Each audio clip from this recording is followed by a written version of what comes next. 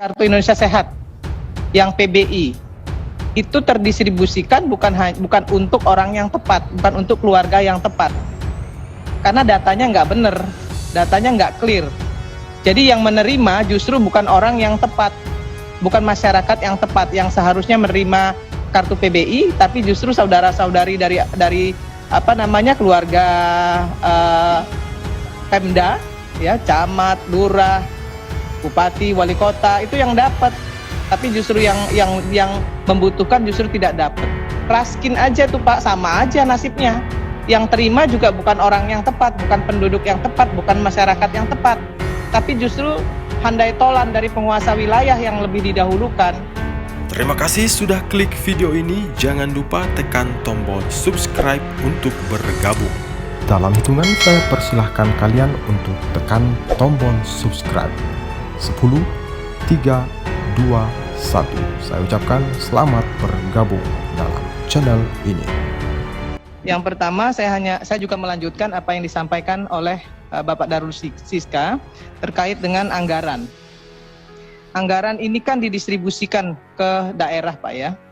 Sama-sama kita tahu bahwa pemerintah daerah itu untuk mendistribusikan anggaran dalam bentuk program itu masih kacau balau, Pak. Kita bisa lihat contohnya, kartu Indonesia Pintar saja misalnya, kartu Indonesia Sehat yang PBI itu terdistribusikan bukan untuk orang yang tepat, bukan untuk keluarga yang tepat, karena datanya nggak benar, datanya nggak clear. Jadi yang menerima justru bukan orang yang tepat, bukan masyarakat yang tepat yang seharusnya menerima kartu PBI, tapi justru saudara-saudari dari keluarga Pemda, ya, camat, lurah, bupati, wali kota itu yang dapat, tapi justru yang membutuhkan justru tidak dapat. Nah, ini juga nanti seperti apa, ya? Seperti apa pendistribusiannya, seperti apa juga nanti kontrolnya. Ini menjadi penting bagi kita kalau stunting ini memang mau diturunkan. Jangan cuman kita minta anggaran, punya anggaran, tapi kemudian pendistribusiannya nggak jelas. Karena kita tahu, raskin aja tuh Pak, sama aja nasibnya. Yang terima juga bukan orang yang tepat, bukan penduduk yang tepat, bukan masyarakat yang tepat, tapi justru handai tolan dari penguasa wilayah yang lebih didahulukan. Nah, bagaimana nanti dengan program penurunan stunting ini, kontrolnya seperti apa? Itu yang pertama. Karena menurut saya, karena saya lihat tadi disampaikan bahwa BKKBN akan secara konstruktif, ya, berkomunikasi dengan BPK. Nah, BPK ini kan melihatnya dari sisi, ya, dari sisi pengawasan administrasi keuangan. Tapi pengawasan di lapangannya yang menurut saya yang lebih penting.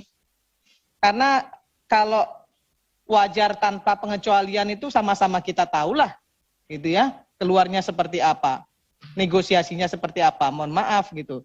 Tapi ini yang lebih penting lagi kalau benar-benar kita ingin agar program penurunan stunting ini bisa betul-betul tercapai, ya kontrolnya juga harus clear, datanya harus clear juga.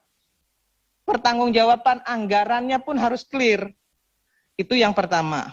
Kemudian yang kedua, saya melihat di sini di Kementerian Kesehatan dari Ibu Dirjen, Kementerian Kesehatan mendukung percepatan pemenuhan penurunan stunting dalam intervensi spesifik.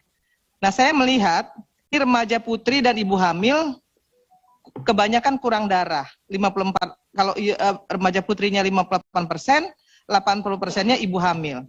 Artinya secara total dibutuhkan vitamin untuk penambah darah sekitar 72,46%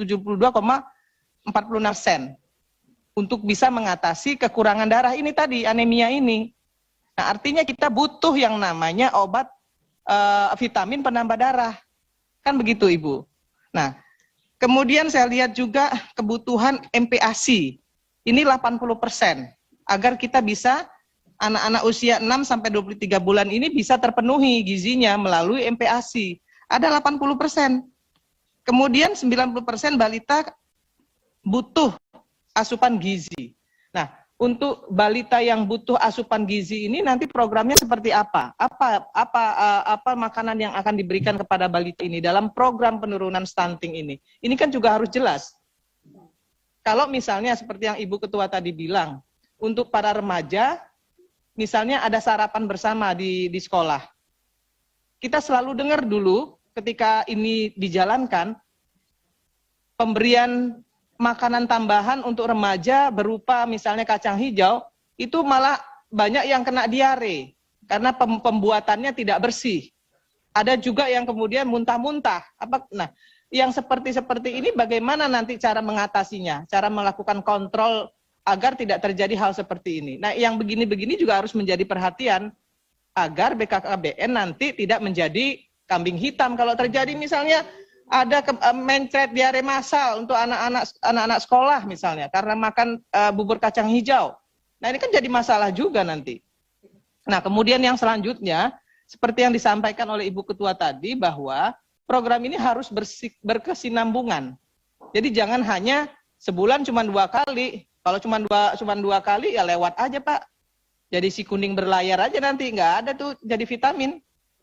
Nah, ini juga harus menjadi keseriusan dari pemerintah melalui Kementerian Kesehatan dan BKKBN. Jadi harus berkesinambungan terus. Nah, ini yang keempat.